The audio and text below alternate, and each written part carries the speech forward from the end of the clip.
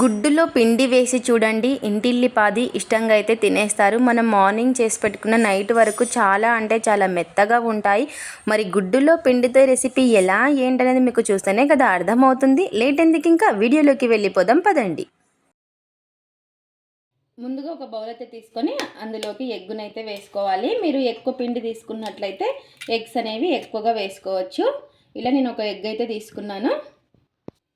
ఈ ఎగ్గును ఒకసారి బాగా కలిపేసుకుందాము. ఇందులోకి కొన్ని పాలు, అలాగే కొన్ని ఈ విధంగా నీళ్లు వేసుకొని మొత్తం కూడా ఒకసారి బాగా కలిపేసుకుందాము. ఇలా ఈ విధంగా అంతా కలిసేలాగా కలిపేసుకొని ఇందులోకి కొంచెం చక్కెర, ఒక 1/2 టీ స్పూన్ అంత చక్కెర, అలాగే ఒక 1/2 టీ స్పూన్ అంత ఉప్పు, ఇలా ఉప్పు కూడా వేసేసుకొని మొత్తం ఒకసారి బాగా కలిపేసుకుందాము. ఈ విధంగా అంతా కలిసేలాగా ఇలా బాగా కలిపేసుకున్న తర్వాత ఇందులోకి పిండిని అయితే వేసుకోవాలి. ఇలా పిండిని వేసుకొని మొత్తం కూడా కలిపేసుకోవాలి. పిండి అనేది చూసుకొని వేసుకోవాలి. ఇంకా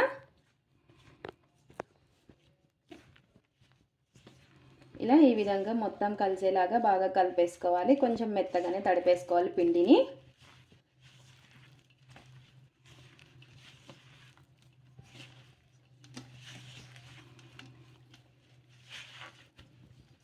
ఇలా ఈ విధంగా మొత్తం కూడాను బాగా కలిపేసుకున్నాము. ఇంకా కొంచెం అయితే వేసుకోవాలి పిండి. ఇలా పిండి కొంచెం అయితే వేసుకొని మరి కలుపుకుందాము. చూసుకొని వేసుకోండి పిండి అని వచ్చేసి. ఒకవేళ ఇంకా మీకు ఎక్కువ కావాలనుకుంటే కొంచెం నీళ్ళైనా వేసుకోవచ్చు, లేదా పాలైనా వేసుకోవచ్చు. తీసుకున్న పిండిని బట్టి ఎగ్స్ అనేది తీసేసుకోవాలి. ఇలా ఈ విధంగా పిండిని కలిపేసుకొని ఇలా ఈ విధంగా చేత్తో బాగా కలిపేసుకోవాలి. ఈ విధంగా కొంచెం మెత్తగానే ఉండాలి పిండి వచ్చేసి. ఇలా కలుపుకున్న పిండిని ఇలా చేత్తో బాగా ప్రెస్ చేసుకుంటూ బాగా కలిపేసుకోవాలి. ఒక 5 నిమిషాల పాటు ఈ విధంగా చేత్తో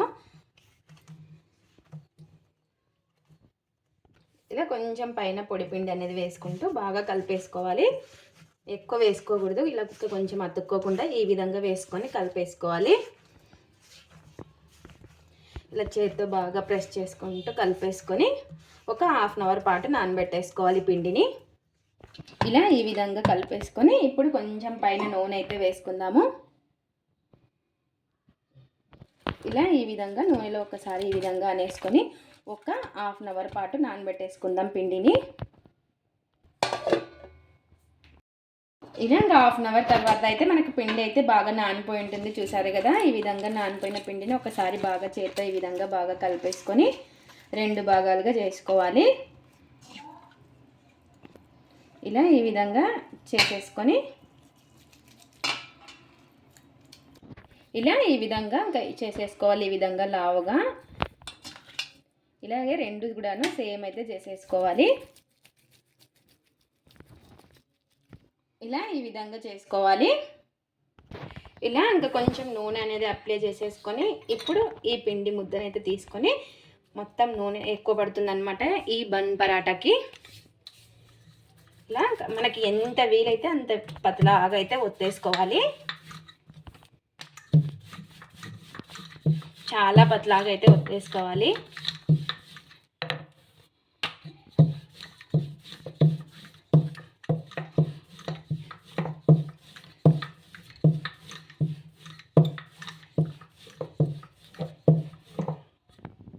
ఈ విధంగా పల్చగా రుద్దేసుకోవాలండి. ఈ విధంగా మనం రుద్దేసుకున్న దానికి ఇప్పుడు పైన అయితే నూనె అప్లై చేసేసుకోవాలి.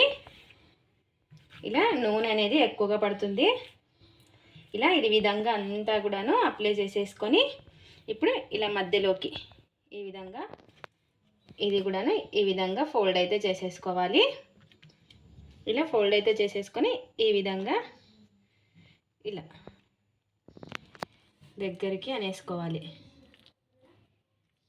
ఇలా ఇలా ఈ పిండి కూడా అంతా ఇలా సైడ్కి ఈ విధంగా ఒత్తేసుకొని ఇలా చేసేసుకోవాలి.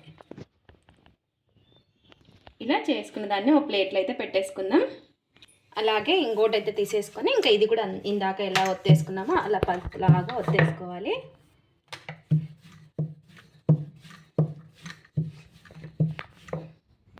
ఇంకా సేమ్ ఇందాక ఎలా ఒత్తేసుకున్నామో అలా ఒత్తేసుకొని ఇలా కొంచెం నూనె అనేది బాగా అప్లై చేసేసుకోవాలి అంతా కూడాను. ఇలా ఇంకా నూనె అంతా అప్లై చేసేసుకొని ఇందాక ఎలా ఫోల్డ్ అయితే చేసేసుకున్నామో ఇలా ఈ విధంగా దగ్గరికి అనేసుకోవాలి. ఇలా అనేసుకొని ఇంకా ఇది కూడా అంతా కూడా ఇలా ఈ విధంగా ఫోల్డ్ అయితే చేసేసుకోవాలి.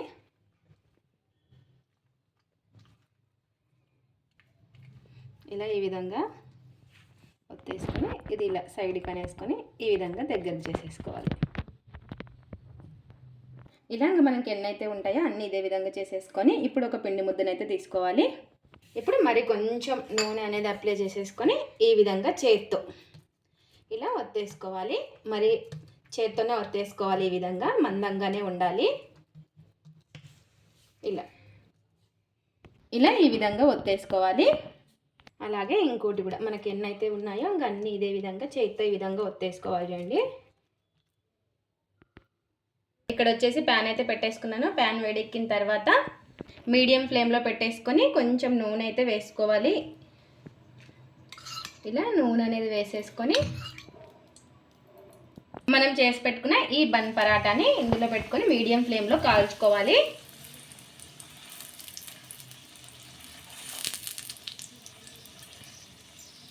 ఇలా ఇంకా ఒక సైడ్ బాగా కాలిన తర్వాత ఇంకో సైడ్ అయితే తిప్పేసుకున్నాము. ఇలా రెండు వైపులా కూడాను మీడియం ఫ్లేమ్లో కలర్ వచ్చే వరకు కాల్చుకోవాలి. ఇలా మీడియం ఫ్లేమ్లో బాగా కాల్చుకొని రెండు వైపులా బాగా కాలిన తర్వాత తీసేసుకోవడమే. అలాగే ఇంకో దాన్ని కూడా కొంచెం నూనె అనేది వేసేసుకొని ఇప్పుడు ఈ పరాటాను కూడా మరి వేసేసుకుందాము. ఇది కూడాను రెండు వైపులా బాగా కాల్చుకోవాలి. వైపులా మీడియం ఫ్లేమ్లో పెట్టుకొని బాగా కాల్చుకోవాలి.